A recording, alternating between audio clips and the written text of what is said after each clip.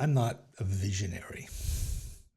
And I wonder if that's even really a thing. Are there actually people who have clear, complete ideas of how things should be fully fleshed out in their heads?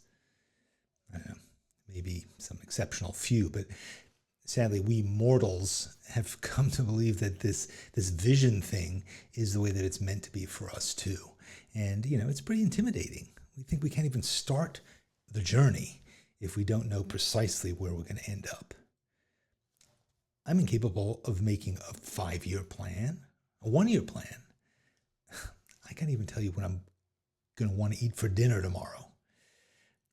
But I look at the things that I've managed to make and I wonder if it's okay that they are pretty much 100% improvisation. That I generally start things with just the vaguest notion of where things might lead. This kind of fuzzy feeling that usually turns out to be just laughably wrong. Even this video that I'm making right now, it isn't following some careful plan, some outline, and a neat stack of index cards. I'm pretty much winging it, which is okay because the one thing that I planned to talk about was iteration. When a software developer comes up with a new app, they don't know how or even if it'll work. They can't foresee all the problems that are going to arise once that app is made and it's in the hands of users. It's far too complicated and it's too fraught with endless dependencies. So instead they create a minimal viable product, which is this sort of bare bones version of what the final thing could be. And they give it to some users who kick its tires and then tell them where things broke or they were hard to use or just sucked in one way or another. And then the developers build a new version of the design on top of the old one. And then they start the whole process again. That's iteration. Iterative design is key to evolution too. A bird comes along with a slightly different beak that can crack nuts a bit more efficiently than her buddies and gets to live to lay eggs another day. And her grandkids iterate that beak design a bit further. They lay more eggs and more beak weirdness crops up. And before long, you get an African gray hornbill or toucan Sam. When I look at my life and my job right now, it's super different from where I was a few years ago. I had no idea that it would look like this, but when I trace my progress back, I can now see why I took each branch in the road. And I couldn't have planned these steps, so I iterated. Look at my company, Sketchbook Skool, for instance. Now, I started out 8 years ago making one online course with some friends. And my inspiration was the new Chef's Table series that was on Netflix. And I wanted to produce some nice videos that treated sketchbook art with some respect. I don't know, maybe I could get them on TV. But because the course was successful, we made another one. And then we made another, and then a couple of dozen more. And we had to make up a lot of stuff along the way. We tried new software platforms and new instructors and new ways to make courses and new ways to film them. And we made loads of mistakes, but they all turned out to be lessons. And after a while, we had this huge trove of great videos about artists, more than 1,000 of them. So I thought, well, maybe we can just rent all these videos to people like Netflix does. So we tried that out, and we launched this membership program called Spark, and that gave people access to this library of our courses. But soon, Spark 1.0 revealed that it had a major flaw. Our best customers weren't going to rent courses that they'd already bought. And then I realized that just maybe we could iterate Spark into becoming this thing that I'd only ever fantasized about. A full-time art-making global community that could meet anytime to hang out and to make stuff together. I wasn't sure what that meant exactly, or if I was the only one who thought that that would be cool. So we started trying out things, and we asked a bunch of our longtime students if they would join us in being guinea pigs.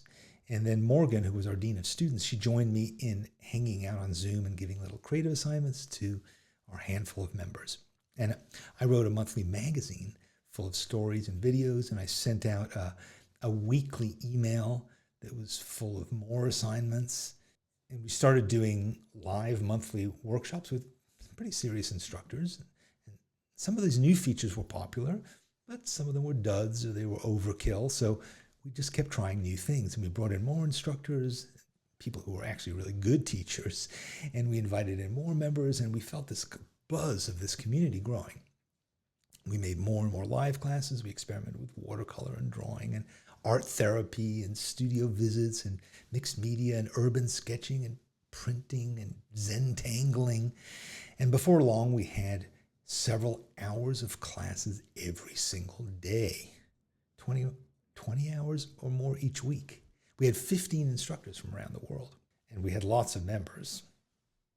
So many members that we're probably going to have to cut off new enrollments soon, but that's another story. But most importantly, our members have been making lots of beautiful art. And some of them tell me that they're making 10 times as much art as they ever made in their entire lives. So what started out with this one course and then became 24 courses, became a rental library, became this thriving, round-the-world, 7 days a week, full-blown art school of sorts. Now, I'd like to say that I saw this coming, but I'd be lying to you. My vision was a lot fuzzier and less ambitious than how things have turned out, but I love it. And if you'd asked me 2 years ago to tell you how we could get to where we are, I wouldn't have had a clue. But like all the software designers, we got to where we got by iterating, by making this loose sketch of something and then trying it out and then making it better and then chucking out some stuff and then experimenting with other things. All along, my process has never been about the end result. It's always been about the journey. Now, long ago, Henry Ford, he made one kind of car and then he just cranked it out for decades. McDonald's, they made the Big Mac and they just churned out billions of them. Or John Wayne, he played basically one character in dozens of movies. ABBA, they just keep singing Waterloo. But as a creative person, I don't want to work in a factory. I don't want to do stuff by rote. I don't have a drawing in my mind and then I make it, really. I don't have a book planned out on a spreadsheet and then I just have to type it out.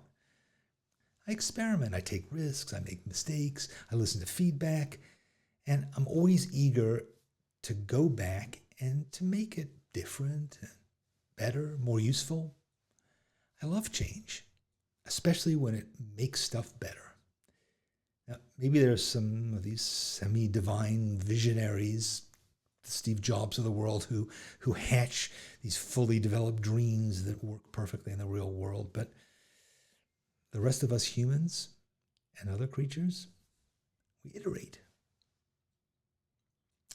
You know, the idea for this video started with one of the essays that I write every week. I write them just to send out to people who subscribe, and they're free. And I do it for the same reason that I make YouTube videos, because I have ideas and I really want to share them with you, discuss them, get feedback. And you can get my essays too if you'd like. Just go to dannysessays.com and tell me where you want to get them, and I'll start sending you them this week, in fact. I hope that you do.